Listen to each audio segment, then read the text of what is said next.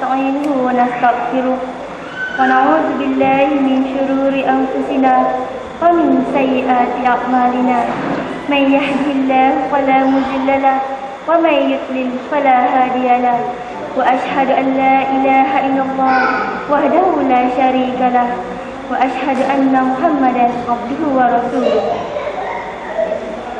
Saya mulakan dengan firman Allah dalam surah Al-Asr. Wal asr innal insana lafi khusr illa allazina amanu wa amilus solihat wa tawasaw bil haqq wa tawasaw bis sabr. Maksudnya, demi masa sesungguhnya manusia di dalam kerugian kecuali orang-orang yang beriman dan beramal soleh, yang berpesan-pesan kepada kebenaran, berpesan-pesan kepada kesabaran. Sari kata firman Allah yang mulia sebentar tadi, hendaklah kita sentiasa berpesan-pesan kepada kebenaran, berpesan-pesan kepada kesabaran.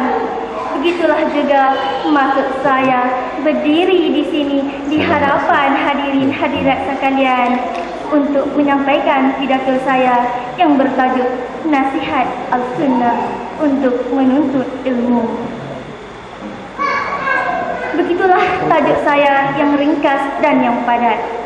Namun, runting memberi pengertian yang besar kepada kita anak-anak teratak rahmat. Dalam rutin harian, kita sama-sama terkejar-kejar mencari ilmu, terligan-ligan dalam mencari ilmu. Tapi, pahamkah kita tuntutan untuk ilmu? Adakah kita dilakukan hanya kerana disuruh semata-mata? Saya mulakan dengan sepotong hadis yang berbunyi, Talabul ilmi faridatun ala kulli muslimin. Maksudnya, menuntut ilmu adalah faridatun, sangat-sangat wajib ke atas setiap umat Islam. Hadis sahih riwayat Ibnu Majah dan Al-Baihaqi. Hadirin hadirat sekalian, telah jelaslah kepada kita bahawa saya bawakan pesanan Rasulullah tadi. Kita sebagai pengikut Nabi Muhammad haruslah kita mentaati pesanannya bahawa menuntut ilmu itu adalah faridatun, sangat-sangat wajib ke atas setiap umat Islam. Tetapi, tahukah hadirin hadirat sekalian, ilmu apakah yang patut kita tuntut?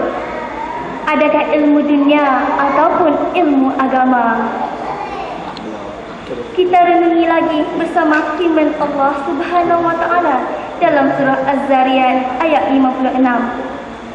Wa ma khalaqtul jinna wal insa illa liya'budun. Maksudnya, dan tidak aku ciptakan jin dan manusia melainkan supaya mereka mengabdikan diri kepadaku. Di sini Allah berfirman bahawa supaya kita mengabdikan diri kepadanya, beribadat kepadanya. Maksudnya di sini kita patuh kepada suruhan Allah, beribadat kepadanya. Tetapi jika kita tidak mempunyai ilmu tentang ibadat, bagaimana dapat kita beribadat kepada Allah? Kita teruskan lagi dengan firman Allah Subhanahu wa taala dalam surah Al-Qasas ayat 77 yang bermaksud, dan tuntutlah kampung akhirat dengan apa yang diberikan Allah kepada engkau, dan jangan lupa bahagian kamu semasa di dunia. Berbuat baiklah sebagaimana Allah telah berbuat baik kepadamu, dan jangan engkau melakukan kerosakan di bumi. Sesungguhnya Allah tidak suka kepada mereka yang melakukan kerosakan. Teman-teman, Allah berfirman, tuntutlah kampung akhirat. Bermaksud itu yang lebih utama. Tetapi Allah juga berfirman, jangan kita lupa bahagian kita di dunia.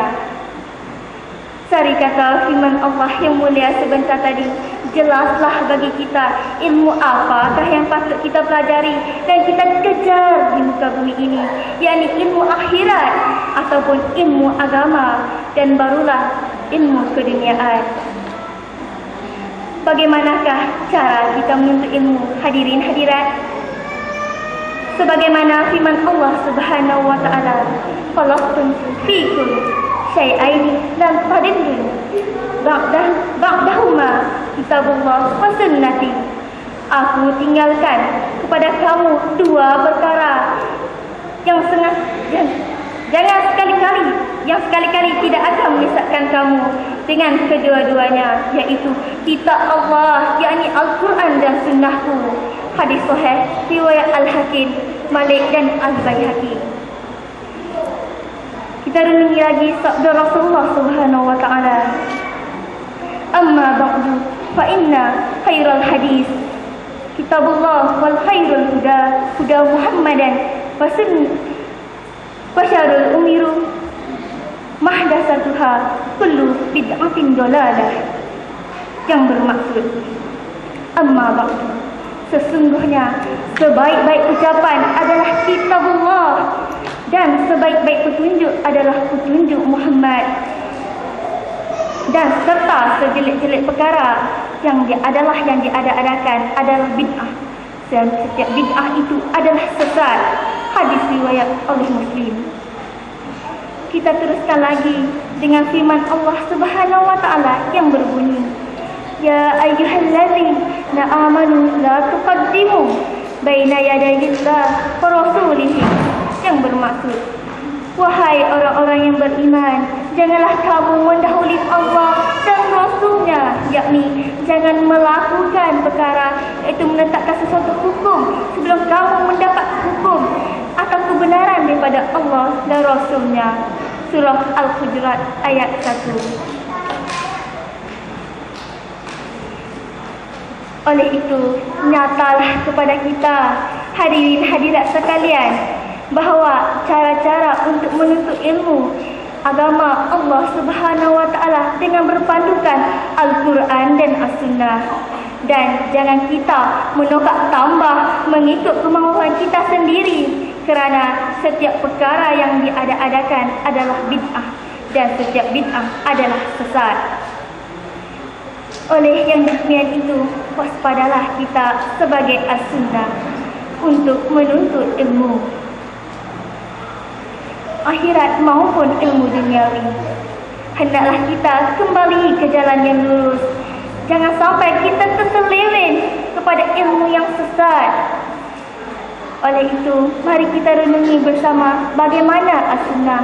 Apakah perkataan orang yang beriman apabila mereka diserukan sesuatu daripada Allah Azza wa Jalla dengan sepotong ayat di dalam surah An-Nur ayat 51 yang berbunyi, inna yaqulu sami'na wa ata'ni, kami dengar dan kami patuh. Dan sepotong ayat lagi di dalam surah An-Nisa ayat 65 yang bermaksud, maka demi Tuhanmu mereka, yakni pada hakikatnya tidak beriman, mereka menjadikan kamu hakim dalam perkara yang mereka perselisihkan. Kemudian mereka tidak merasa berat hati terhadap putusan yang telah kamu putuskan. Mereka menerima putusanmu itu sepenuhnya. Oleh itu telah nyatalah ilmu apa yang patut kita tuntut, hadirin hadirat sekalian.